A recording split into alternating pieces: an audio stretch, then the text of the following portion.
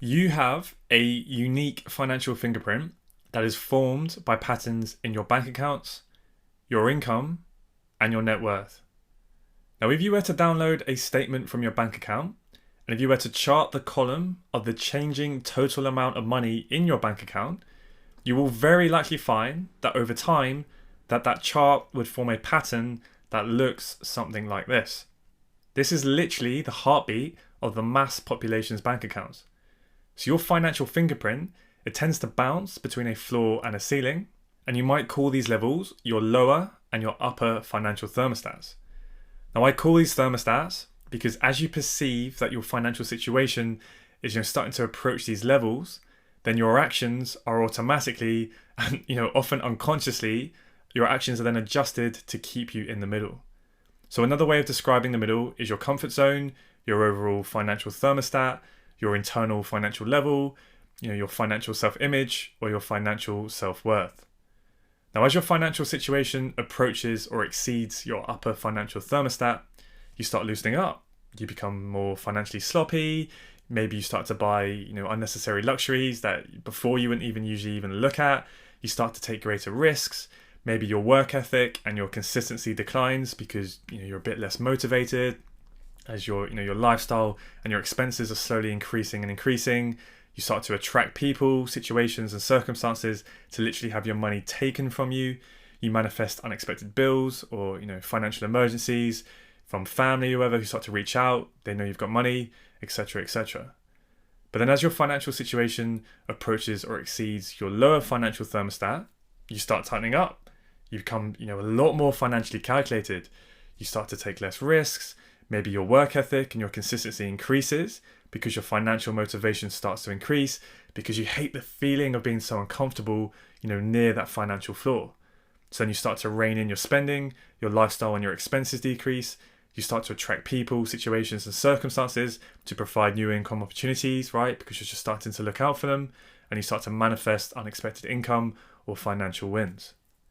So if we want to improve our financial situation, we need to raise the floor and the ceiling.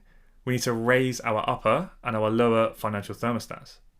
Now, out of the two thermostats, your lower financial thermostat is by far the most significant contributor to your overall financial situation. So your upper financial thermostat could be likened to your dreams, and your lower financial thermostat could be likened to your standards. You don't always achieve your highest dreams, but you will always uphold your minimum standards. So if this here is your current self, and this is your current financial thermostat, but you actually want to improve it, then you need to ask yourself, who do I have to become to be where I want to be? Because you have to become the person to achieve the goals that are associated with that person. You have to become the person to achieve the goals that are associated with your ideal self. But the problem is, you are not the highest version of yourself, which you can imagine or dream about when you write down your goals. Instead, you are the lowest person which you can possibly accept and tolerate each and every single day. You are not your highest dreams. You are your lowest standards. You can dream as high as you want, but you are not going to achieve it with your current character. So the question is, how do you actually achieve your dreams and your goals? Well, how you achieve your dreams is to transcend your current self and turn into a character who has your dreams as its standards. You must design a character, your ideal self, who has its standards as your dreams. If you become that character, become your ideal self, you will then achieve those dreams. You will then be able to play up at that level as your new minimum baseline. And of course, this applies to achieving goals and dreams in all areas of your life, not just your finances. So, going back to your financial fingerprint that is displayed by the heartbeat of your bank account, how is it that we can raise our minimum standards? How can we raise our self-worth in order to, increase our net worth? Because they are directly correlated. How can we do that? Well, there's a lot of psychology behind this that we will discuss at a much later point in the program, but we'll leave the more, esoteric stuff aside for now, and we'll just focus on something extremely practical that you can literally implement right this second. That I can absolutely guarantee will change your life if you implement it. I guarantee it. Now, as with most things in life that are truly effective, it is something very simple, and that is automating your savings. Yes, boring, I know. It's not that sexy, but I promise you there is almost nothing else in your financial world that you can do that will guarantee you success with building your savings up and building your financial net worth and raising that minimum floor. So what you're going to do is you're going to pick a percentage of your current income that you are going to save each month. So let's say 10%. So you're going to put away 10% of your income every single month, no matter what, into a separate savings account that you cannot touch. Now, if this initial allocation is too comfortable, then turn up the savings so that it sits right at the border of comfort and discomfort. But if this initial allocation is too uncomfortable for you, do it anyway. I don't care, right? 10%, everyone can do this. Now, transmute that discomfort into mobilizing new energy, new creativity, and desire to reach profitable consistency with your trading and to potentially generate other income streams.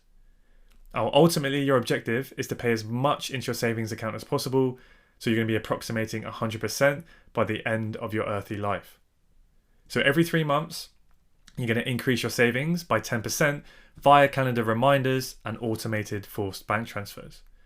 So you're going to log into your bank account right after this video, or you know what, pause the video right now and do this now.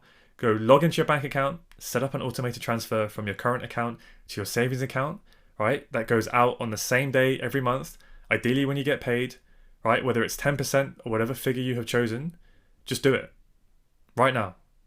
No excuses. Literally pause the video, go and do it. Right? Hopefully you've done that. Now what you're going to do is you're going to set a reminder in your calendar to remind you to increase your savings rate by 10% every 3 months. So literally grab your phone and say, "Hey Siri, please put it in my calendar to remind me to increase my automated savings by 10% every 3 months starting from today." Right? And now your phone and your calendar, hopefully if it's synced up, is going to remind you in 3 months' time to bump that 10% or whatever figure you started on, you're going to increase that by 10% every quarter. So you're just going to keep nudging it up a little bit and a little bit so that you are raising your lower financial thermostat, your lower floor, your minimum financial standards, just that bit more every 3 months. So what you're essentially doing is just simply multiplying your previous savings percentage by 1.1. So let's say month 1, right, you save 10%. So you save this amount for 3 months in a row.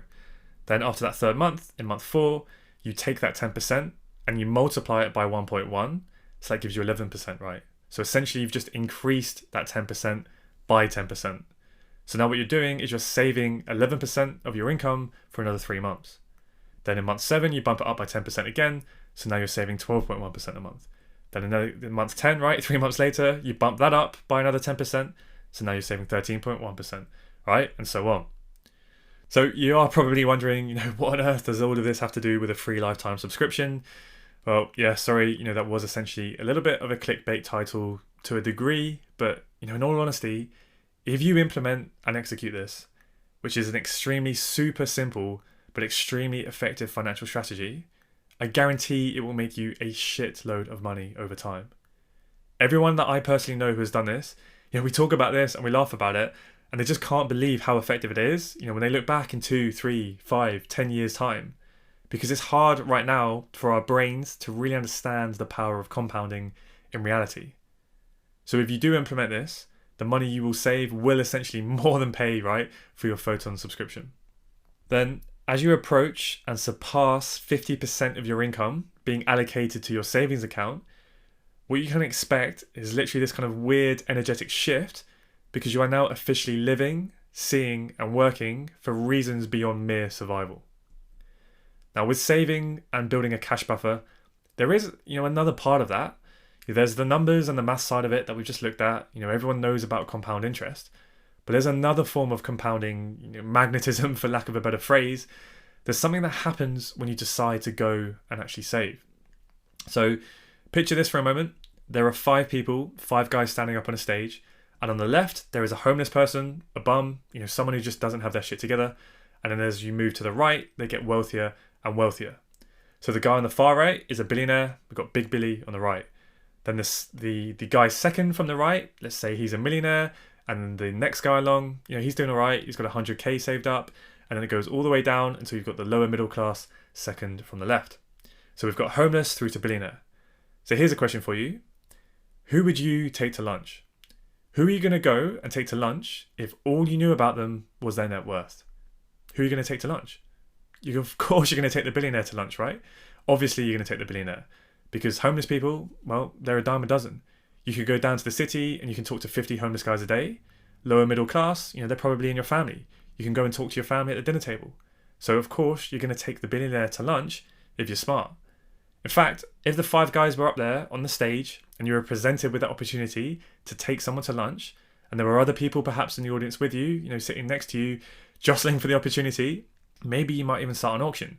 You might actually pay to take the billionaire to lunch. You'll pay him. So you put up a bid, I'll pay £1,000 to take this guy to lunch. But then the next person next to you wants to take the billionaire to lunch too. And you'll say, no, I'll pay him 1,500 quid, right? And there'll be some kind of auction in the audience. Everyone's banded together to literally throw money at the billionaire. And out of the five guys, he's the one who needs the money the least.